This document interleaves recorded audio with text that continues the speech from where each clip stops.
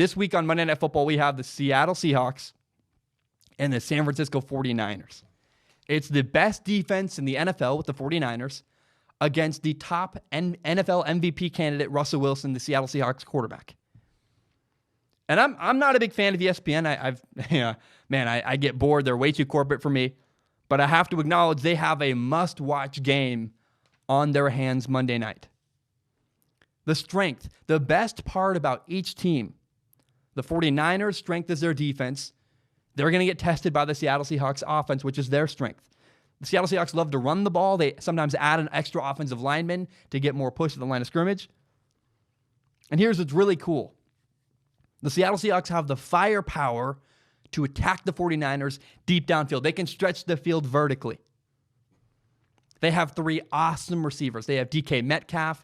They have Tyler Lockett. People will probably be mad I mentioned DK Metcalf ahead of Tyler Lockett. Tyler Lockett is the number 1 receiver in Seattle. But they just added a number 2 receiver, Josh Gordon. Josh Gordon, a receiver from the Patriots. And there's some reason that the Patriots got rid of Josh Gordon. There's something fishy there. It doesn't smell quite right. Because Josh Gordon's really, really talented. And they clearly moved away from him. They didn't want him anymore. They got rid of him. So the Seahawks took a chance on a troubled player who's had a rough past. But I don't blame the Seahawks. I think they looked at what's going on. They said, okay, the 49ers are 8-0. We're 7-2. The 49ers defense is the best in the NFL. The Los Angeles Rams just added Jalen Ramsey, a shutdown corner, to their roster. We have to do something to stay competitive in our division. So they brought in Josh Gordon. I love the move. It's fantastic. Gives them another receiver that can stretch the field vertically. It's like kind of horrifying, actually, to think that defenses have to play against this team. And it's so funny to me, last year, one of the things Seattle Seahawks fans complained about, actually, was we don't have a good enough receiver. We need a new receiver. Well, you got 2 new ones. Shut up. Stop complaining. I love the way the Seahawks have used play action all year. They fake the run. They throw the ball deep. They stretch the field vertically. And Russell Wilson's coming off of a 5-touchdown game. He's the NFL MVP race.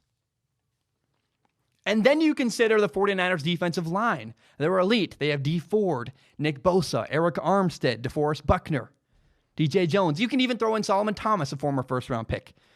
The point is the 49ers have a special group of pass runners on the defensive line, pass rushers on the defensive line.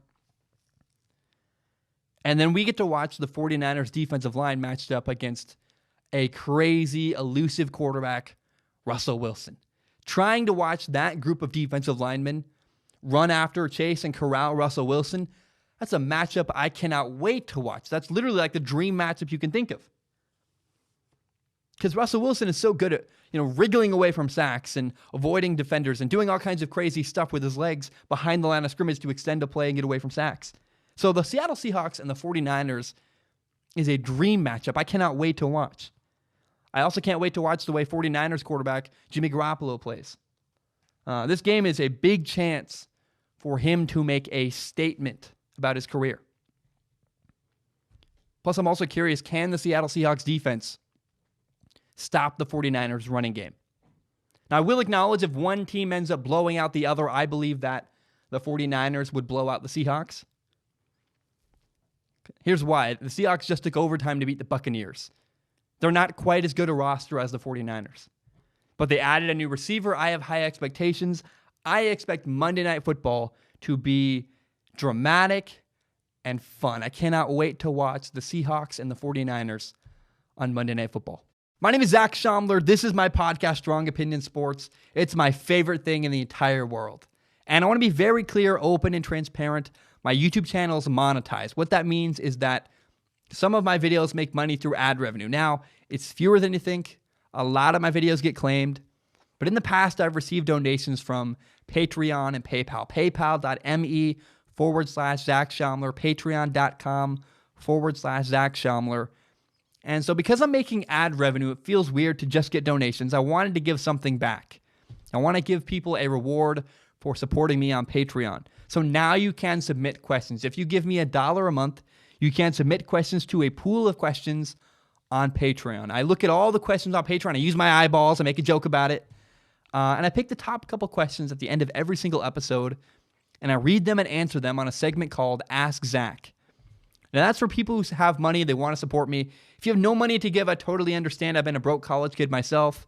But if you believe in me and if you believe in my dream and you still want to help me, please help me grow by telling your friends about the show. Share it on Facebook, Twitter, Instagram, maybe a screenshot of it, you put it on your Instagram story. Help me grow by telling your friends about the show. My name is Zach Schomler. Thank you so very much, and have a great day.